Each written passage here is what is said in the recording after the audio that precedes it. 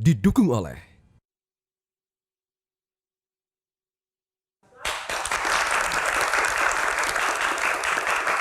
Masih di Q&A, bakat itu bisa saja muncul di usia-usia tertentu, nggak harus dari kecil. Setuju. Ya nggak sih? Nah ini bicara soal cuan. Lagi musim nih para artis, public figure ke politik, itu kan cuannya juga besar. Mbak Inul juga katanya juga sering banget tuh ditawarin. Dari zaman ketika fenomenal tuh sudah banyak yang mau meminang. Sampai kemarin waktu pilihan presiden juga. Pilpres, pilkada. Ya, banyak sekali, hampir setiap berapa tahun sekali itu selalu ada tawaran. Cuman saya tahu bahwa kapasitas saya dan kemampuan saya tidak di situ, jadi saya lebih baik saya tetap konsisten di entertain aja gitu. Oh kalau Mas Adam soal cuannya besar, setuju juga dengan Mbak Inul? Setuju, karena kan apa yang ini kan harus ahlinya gitu ya. Sedangkan Inul kan ya merasa mungkin tidak di dunia politik, jadi Nah, tetap. ini yang menarik Mbak Inul, aku pernah baca ya di beberapa tulisan gitu, Mbak Inul sempat mengatakan nggak mau, kan saya lulusan SD SMP aja gitu. Tapi orang yang menawarin Mbak Inul malah bilang nggak apa-apa, itu bisa diatur. Itu benar Mbak? Bener, nggak apa-apa, nanti kita yang mentorin. Terus saya bilang saya SMA nggak ada ijazah, terus gampang, itu urusannya gampang gitu. Jadi tidak segampang itu menurut saya gitu. Ketika saya sudah nanti suatu saat saya masuk terjun ke dalamnya, tidak semudah yang dibayangkan gitu. Karena ketika posisi kita jadi objeknya sama jadi mentornya kan beda. Jadi kalau menurut aku kapasitas saya bukan di situ gitu. Karena saya tanggung jawabnya bukan saja kepada antar si objek sama si mentor, tapi kepada masyarakat yang memberikan kepercayaan kepada saya gitu. Mereka menilik Mbak Inul itu hanya sebatas untuk meraup massa Bisa dan suara, jadi, atau memang melihat wah Inul memang punya potensi. Menurut Mbak Inul, saya merasa sebenarnya saya mampu, karena saya juga belajar walaupun saya sekolahnya sampai di SMP, tapi dengan proses yang segini panjang aku dideketin dengan orang-orang hebat, ya aku juga tetap harus belajar ya. Walaupun sebenarnya kalau ngomong mampu ya aku mampu gitu. Orang aku bisa bikin usaha bisa besar sampai 100 cabang sampai 20 tahun bertahan, artinya saya mampu gitu menurut saya. Tapi saya nggak mau di mana saya yang bukan ahlinya saya harus ambil gitu, meskipun itu tawarannya berapa puluh miliar saya nggak ngambil. Paling besar tawarannya berapa Mbak? 25 miliar apa? 25 miliar. Pernah.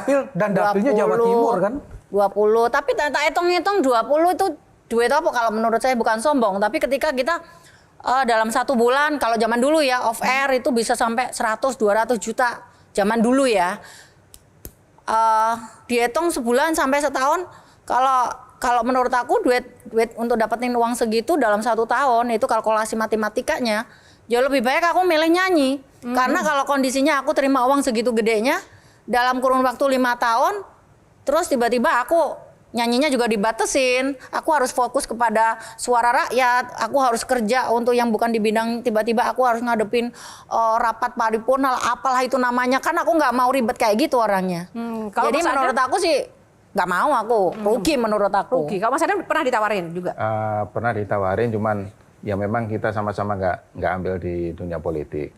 Kenapa Mas Adam? Dengan pertimbangan yang seperti itu, kita bukan di posisi yang itu, jadi kita nggak ambil. Tapi Mas Adam kalau ditawarin jadi pejabat gitu deh, nggak usah ikut pemilihan gitu? Enggak. Atau jadi staf ahli apa gitu, masuk istana? Enggak. Padahal Mas Adam kan cocok, udah pakai kumis, pakai jas, nggak akan bisa ada bedanya, wah ini Pak Hakim nih, wah Pak Jaksa nih gitu. Enggak. Oh, Nggak mau. Nih, cocok nggak sih? Cocok kan Mas Adam? Kang Maman, keren banget ya ternyata ya. Ada public figure atau sosok-sosok yang memang ya udah mengukur diri karena tidak ingin memaksakan sebuah tanggung jawab hanya karena materi. Itu gimana Kang Maman? Langka loh. Saya lihat dari pelajaran ayahnya beliau yang sangat fanatik dengan agama dan mengajarkan tentang berikan itu pada ahlinya. Kalau memang bukan ahlimu di situ ya jangan mau, walaupun iming-imingnya dahsyat gitu kan. Dan bapakmu kan penanam nilai soal itu yang sangat dahsyat kan.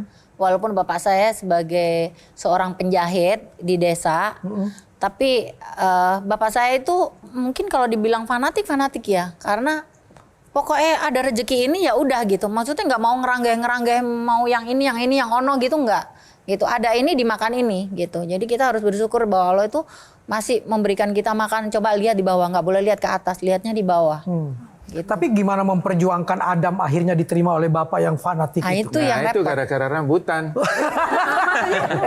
Maksudnya Gimana ceritanya? Ya, pada awal-awalnya memang Inul ini kan ya kita satu daerah, satu desa tapi beda pedukuhan. Jarak rumah kita sekitar 200 meter. Jadi awal-awalnya memang nggak dekat. Ya untuk agar dekat selalu kalau apel bawa rambutan 5 kilo begitu. Akhirnya juga dekat Kamu juga. kere banget ya Mas. Masa sama cewek ini ngasihnya rambutan. Nah kalau anak zaman sekarang kayak rambutan ya ditendang loh. Ya, bukan masalah rambutannya. Apa? Kan itu manjat sendiri aku. Oke, Kak Sola, silakan. Ketulusan ya. Usianya kan 19 tahun ya terpaut Mas Adam dan Mbak Ya Inul. kurang lebih. Iya. Yang lebih dominan siapa di hubungan ini pada akhirnya? Saya. Kenapa kok yang jauh lebih muda berani sama yang Mbak Inul udah berani sama Mas Adam yang lebih tua itu? Kalau ngomongin berani ya enggak lah. Kan sebagai seorang istri kita juga tetap harus berbakti, mengabdi, harus patuh gitu. Kalau bojo ngomong nggak boleh ya udah saya nggak boleh. Gitu. Emang iya Mas? Iya. Nurut ya Mbak Inul ya? Iya, dari kehidupan sehari-hari Inul dulu sama sekarang tetap. Kalau dilihat dari dunia entertain memang ada perubahan, sekarang lebih cantik kan. Wih, nah bicara soal cantik, Mas Adam juga ngelarang Mbak Inul oplas ya Mas? Iya emang saya suka yang alami aja. Dari dulu saya udah ngelarang sampai sekarang. Ya sebenarnya aku ya kepingin loh Mbak.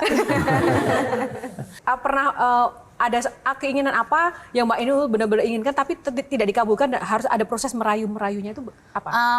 Jadi banyak sekali tawaran endorse untuk bisa free melakukan tindakan apalah gitu. Seringkali saya tawarin, boleh nggak saya mau begini, boleh nggak saya begini. Udahlah tua-tua aja gitu. Kalau kan masih banyak treatment yang harus tidak surgery gitu, tidak operasi. Kan ini menjalin hubungannya kan berarti dari usia muda banget ya, Iya. Mas Adam dan Mbak Inul. Masih SMP. Pada saat itu apa yang kemudian meyakinkan kedua belah pihak bahwa aku mau ia sebagai jodohku seumur hidup, dari Mbak Inul ataupun dari Mas Adam? Karena perjalanan. Jadi kita ini masih Inul sama saya ini masing-masing keluarga nggak setuju. Oke. Jadi berangkat dari perjuangan kita yang gigih itu sehingga kita punya pandangan bahwa mungkin ini adalah Sekali seumur jodoh hidup. saya. Sekali seumur hidup, Iya. luar biasa. Ya karena kan memang keluarganya Mas Adam juga selain beda, dia juga dari sisi agamanya juga beda, terus juga pokoknya beda semua lah gitu. Makanya mungkin karena prosesnya ini yang memang agak berat, jadi ya ketika kita sudah melalui sebuah pernikahan, ya udah. Kalau misalkan kita ada miss di tengah jalan, ada salah gitu, terus tiba-tiba ada perceraian, itu kan nggak lucu gitu. Pasti orang tua bilang, kapok kowe orang nurut aku, kayak orang nurut aku kan kayak gitu. Nanti takutnya diledekin sama orang tua gitu. Yang kedua adalah ketika proses dalam pernikahan itu sudah dijalani banyak sekali, kan nggak mungkin sayang lah gitu. Hanya karena masalah sedikit di dalam proses rumah tangga pasti ono selek-selek dikit lah ya gitu. Tapi itu menurut aku ya itu bisa tidak akan mampu mengalahkan prosesnya. Ketika saya yang sakit, saya yang diuber-uber, saya yang dimintain duit, lulu semuanya buka yang sama dengan saya, nyantai-nyantai aja.